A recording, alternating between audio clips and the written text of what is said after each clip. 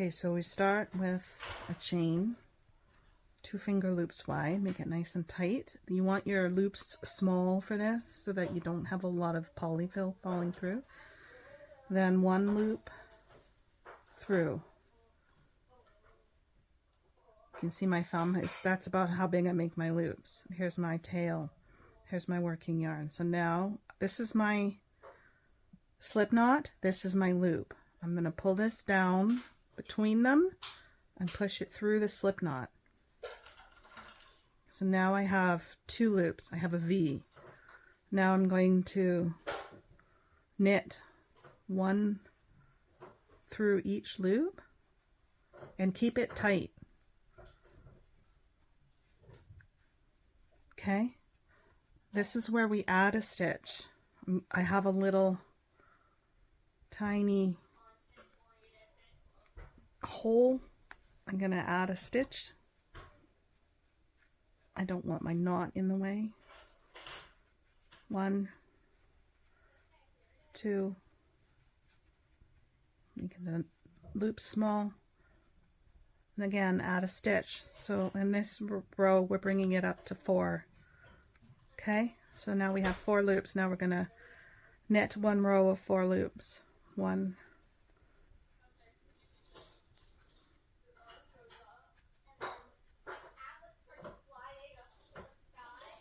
2, 3, and keep your loops small. Again, I do about a thumb's width, 4. So that's our row. Now I'm going to knit 1, thumb width, then in here add a loop, 2. Now I'm going to knit the 3rd one, and these are tight loops on purpose, right? So they take a little fiddling. 3, and now 4. Now I'm going to add a loop, 5, and now this row is at 6. So in this row we added 2. Now I'm going to just knit a row of 6. 1. And I always pull my yarn. I make a loop and I pull my yarn to make it really tight. That's 3, 4, and 5, and 6. Okay, now on this we're going to go 1. That's 1. Now add a loop. 2. Okay. Now we're going to add a 2nd loop at the other half. So 3.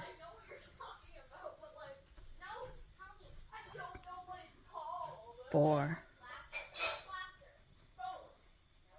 5. Now add a loop. 6. Tight loops. Shh. 7. And 8. Okay, now we're going to knit 1 row of just 8. 1.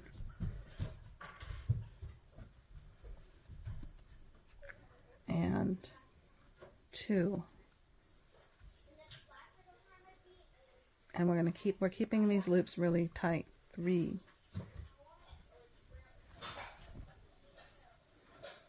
4. 5. Thumb length. 6. Thumb loop, tighten. 7. Thumb loop, tighten. 8. Okay, that's our. Now we're going to add 2 more again to bring it to 10. I don't like to do it on the 1st loop. I do it on the 2nd one. So 1, and then 2. And then 3,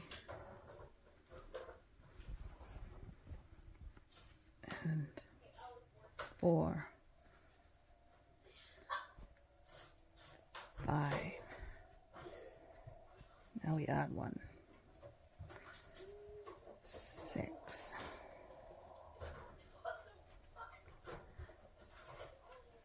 7,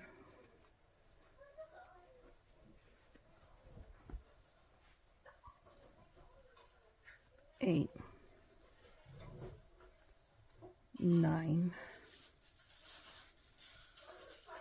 10. So there's your cone. See how it's making a nice cone shape? I now knit 3 rows of 10, and we're going to come back. 1. Pause. Okay, so now we're back. I have knit actually 4 more rows. I did 3 and I didn't like how I want there to be enough here to sort of look like the top of a cone. So now we're back here. I'm going to join it to this yarn because I think it looks like ice cream. You could use any colors. In order to join, we snip, we light, and we join, but I'm not going to do that on camera, so I'll be back. Okay, so now I have my ice cream joined. Now I'm going to do 1 row of knits, and again we're going to keep the about a thumb width, because with stuffed animals I don't like it when the polyfill shows through. 1, 2, 3, 4, 5. So we still should be at 10, 6. And then what we're going to do after that is we're going to purl 8. We're going to purl 5 rows. These are knits, which means you go in and push out. For a purl, I'm going to go on the outside and push in. 1, 2, 3, 4, 5, 6, 7, and tight still 8. 1 thumb length and pull while your thumb is in the loop. 9, 10. So that's 1 row. We're going to do 5 more rows for a total of 6 rows. I'll see you back.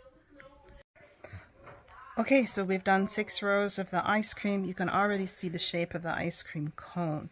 So the rest now is to stuff, and this one's already tied off, so you really just stuff and tie off and you're done.